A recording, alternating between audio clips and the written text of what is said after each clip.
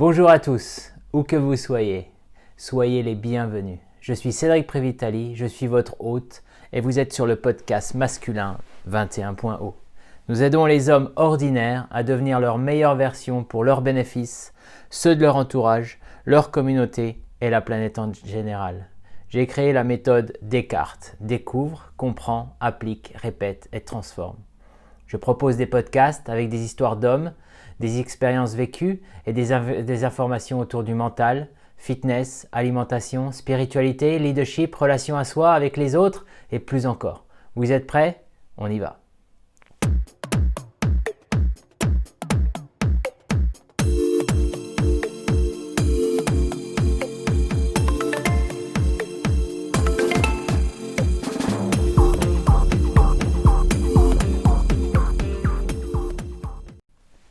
C'est une question que l'on se pose à un moment donné dans sa vie. À quoi je sers? Ou peut-être à quoi ça me sert de me lever le matin? À quoi ça sert ce que je fais? Quelle est ma place dans la société? Est-ce que je suis utile? Pourquoi est-ce que je me sens inutile? Quel est mon objectif de vie? Quel est mon but dans la vie? Dans la pyramide de Maslow, c'est la pointe du triangle. Besoin de s'accomplir. On peut donc lier cette question à une autre que l'on nous pose souvent étant enfant. Qu'est-ce que tu veux faire quand tu seras grand? C'est une question que l'on nous répète inlassablement à partir de 6, 7, 8 ans. Plus parce qu'on n'a pas grand-chose à dire aux enfants, mais ça c'est un autre sujet. Une question qui va finalement nous suivre pour le reste de notre vie. Ça peut donc être assimilé comme une forme de pression. La réponse que l'on donne dépend de beaucoup de choses. Pour commencer, qu'est-ce qu'on veut dire par cette question? Pour moi, adolescent, ça voulait dire quand est-ce que tu vas devenir indépendant et vivre par tes propres moyens, être libre. Pour d'autres, ce serait quelle est ta vocation, ta voie? Tout dépend de ton éducation, de ton environnement. Beaucoup de familles veulent que leurs enfants trouvent un travail à tout prix. C'est la crise, je veux juste qu'ils trouvent quelque chose, peu importe. D'autres veulent que leur progéniture réussisse à tout prix. Avocat, médecin, ingénieur, footballeur. Les carrières en or, au moins il aura de l'argent. La vie est plus facile avec de l'argent. Mais combien de rêves brisés par rapport au nombre d'élus? Et eux, comment font-ils pour rebondir? Une blessure, pas assez de talent, la pression est telle que certains tombent dans une dépression qui peut prendre plusieurs formes. Combien de parents veulent que leurs enfants soient simplement heureux? Qu'ils s'acceptent tels qu'ils sont?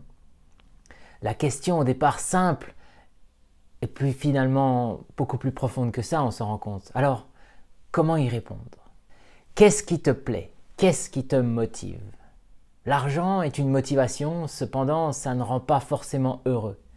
Il n'y a qu'à voir le niveau de consommation de drogue en tout genre et le nombre de psys chez les nantis, ces gens qui ont réussi mais qui se sentent vides à l'intérieur, qui le cachent ou qui parfois, voire souvent, ne le savent même pas encore. Mel Robbins, une américaine, en parle très très bien. La motivation n'existe pas. Personne n'est motivé, même pas les plus grands athlètes. Il y a des jours sans pour tout le monde. Mais pourquoi certains continuent de cette façon et gagnent? Mel explique que pour sortir de son lit au plus profond de sa dépression, il ne fallait pas négocier avec son cerveau. Elle a créé la méthode 5, 4, 3, 2, 1. Simplissime. Tu comptes à rebours. 5, 4, 3, 2, 1 et tu fais. Un autre exemple, mon frère m'expliquait qu'il part courir avec pour objectif de courir 30 km/h chaque semaine.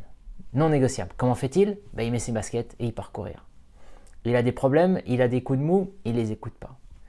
Donc, est-ce que cette idée de motivation est une bonne question à se poser quand on cherche un sens à sa vie? Je dirais pas vraiment. Ça répond un peu à la question, mais ça n'aide pas vraiment non plus. C'est trop changeant. Qu'est-ce qui va te rendre heureux? C'est une autre question qu'on pourrait se poser. Une très bonne question, un peu naïve, très évolutive, égoïste également un peu.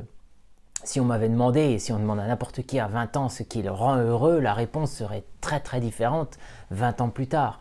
Tout dépend de son environnement, de son histoire, du temps qu'il fait, des ennuis du travail, de la famille, etc. Et puis, qu'est-ce que ça veut dire être heureux? Ce n'est pas facile à répondre. De nombreux livres, articles ont été écrits à travers les siècles pour tenter d'y répondre. En simplifiant, je dirais que la réponse se trouve à l'extérieur de nous-mêmes. C'est quand on arrête d'y penser et quand on sort sa tête quand on sort de sa tête, que l'on vit tout simplement en prenant soin de ses relations aux autres et que l'on est heureux. Est-ce que ça pourrait répondre à la question principale? En partie oui, mais pas entièrement. La bonne question, à mon sens, est de comprendre son pourquoi. Pourquoi est-ce qu'on veut se lever le matin? Viktor Frankl, dans son livre A Man's Search for Meaning, en parle clairement. Les personnes qui ont un pourquoi fort avaient plus de chances de sortir des camps de concentration. Pourquoi définit le niveau de la détermination. Pourquoi c'est ce qui te donne la dalle. Ça se voit dans le regard, dans l'attitude, tu es focalisé sur l'objectif. Tu sais ce que tu veux, tu sais pourquoi, tu sais comment, tu es imbattable.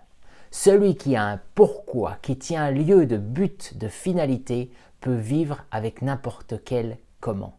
Friedrich Nietzsche. Ce dernier siècle, nous avons perdu petit à petit nos traditions. Avant ça, il y a quelques milliers d'années en arrière, nous avons pris de la distance avec notre instinct animal. Donc, nous n'écoutons plus nos instincts qui nous dictent ce que nous voulons faire et nous n'avons plus de tradition qui nous aiderait à définir ce que nous devons faire. Parfois, nous ne savons même pas ce que nous souhaiterions faire. Ajoutons à cela la distanciation dans nos sociétés, la disparition des rites de passage, une augmentation des périodes de repos, et nous nous retrouvons dans une aspiration existentielle centrée sur soi-même, ce qui crée une augmentation des cas de dépression, d'agression, d'addiction et de suicide. Encore une fois, Viktor Frankl. David Wagner, dans son livre Backbone, nous donne 3 clés. La première est de définir sa mission. Que veux-tu faire? Que veux-tu créer? Quelle est ta mission? Si tu ne sais pas quelle est ta mission, keep looking. Continue de chercher, nous disait Steve Jobs. Tu connecteras les points en te retournant sur ton parcours. Écoute ton instinct. Prends des risques. Il est tellement facile de tomber dans le piège de la vie d'aujourd'hui. Trouver un job, prendre un appart, acheter une voiture, trouver une copine, se marier. Et où sont tes rêves dans tout ça? Tes aspirations, oui, mais ça veut peut-être dire vivre en dehors des clous. Alors, on se conforme, et c'est surtout vrai quand toi aussi tu as des enfants. On prend la route la plus simple, la plus peuplée. Les natifs américains l'appellent la route noire, à l'opposé de la route rouge, la route la moins fréquentée. Plus solitaire, plus incertaine, une vie de bohème en somme, mais beaucoup plus gratifiante et formatrice. À qui la faute? Le système scolaire qui met une pression de dingue. Tu sors de l'école avec des connaissances et tu as cette montagne interminable à gravir, alors que tu as la vingtaine et que tu peux faire ce que tu veux, à commencer par te découvrir toi, les parents, les amis, etc. Alors, on oublie tout ça et on se bat pour se faire une place et on se met à genoux en remerciant Dieu quand on a trouvé un petit boulot et puis on s'emmerde en attendant la retraite. On trouve un emploi à vie et on attend tranquillement. On finit par ronchonner parce que d'autres prennent de mauvaises décisions pour nous. D'autres à qui nous avons donné les clés de notre bonheur parce qu'on ne sait même pas qu'elles nous appartenaient. Qui sont les autres? Nos gouvernements, les entreprises qui nous emploient, nos voisins, tous ceux qui nous parlent, qui parlent en notre nom. Le bonheur est de créer, disait Kevin MacLeod dans une de ses émissions Grand Design. L'art est la seule trace de notre passage sur Terre, propose François Cluzet dans le film Les Intouchables. Trouver sa liste de pourquoi, voilà la première chose que nous devrions tous faire, ça en vaut la peine. Se prendre en main, vivre selon ses propres termes, inventer sa vie, écoutons nos instincts, il y a tellement à dire. Ça peut paraître fouillis, mais c'est ça la vie qui vaut d'être vécue. À la limite de nos capacités, ce moment quand tu entres dans la mer et que tu n'as presque plus pied et qu'une grosse vague commence à arriver, c'est à ce moment-là, dans cet inconfort presque total, que tu apprends, que tu grandis, que tes sens sont en éveil et que tu vis. Je te garantis qu'à l'aube de ce matin-là, tu n'auras pas besoin de presser sur snooze. Tu seras réveillé, prêt à nager, motivé. Donc, si tu ne sais pas ou plus ce que tu fais dans la vie, je te conseille de faire une pause et de réfléchir à pourquoi tu pourrais te lever le matin. Oublie les il faut que, y a qu'à, oublie les attentes, les besoins, ce que besoin des autres. Que te dit ton instinct? Ta part d'enfant et ta part sauvage. Cette petite voix qui te parle depuis que tu es enfant. Déconnecte ton cerveau gauche, celui de la raison, et écoute ton cerveau droit, cette partie qui crée et imagine. La réponse est en toi. Si elle fait peur, alors tu es sur la bonne voie. Où se trouve la blessure d'un homme, c'est là que se trouvera son génie.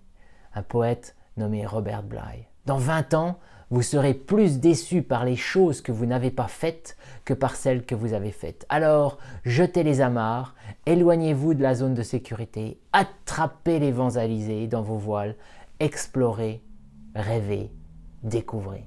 Mark Twain. Oui, mais j'ai des enfants, je suis marié, il y a les traites de la maison. Je sais, tu le sais sûrement, les enfants ne t'écoutent pas, ils te regardent et dans 20 ans, ils te copieront. Et c'est ça qui pourra peut-être nous permettre de changer le monde, ou pas.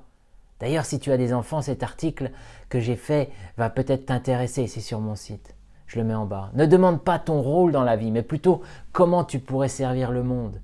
Quelle responsabilité tu veux prendre en charge.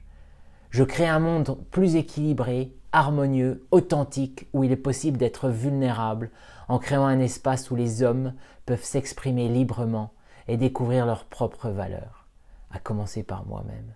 Et toi, c'est quoi la mission dans ta vie? Et pour vous qui m'avez écouté ce show, ce soir, j'espère que vous avez aimé. Merci d'avoir pris le temps d'écouter ce podcast. Il y a des millions de podcasts et vous avez choisi d'écouter celui-ci. Et je vous en remercie chaleureusement. N'oubliez pas de vous abonner pour être tenu au courant de la sortie des prochains épisodes. Si ça vous a plu, laissez-nous 5 étoiles et un commentaire. Et n'hésitez pas à partager. Je veux atteindre le plus de monde possible pour créer une communauté d'hommes bienveillants.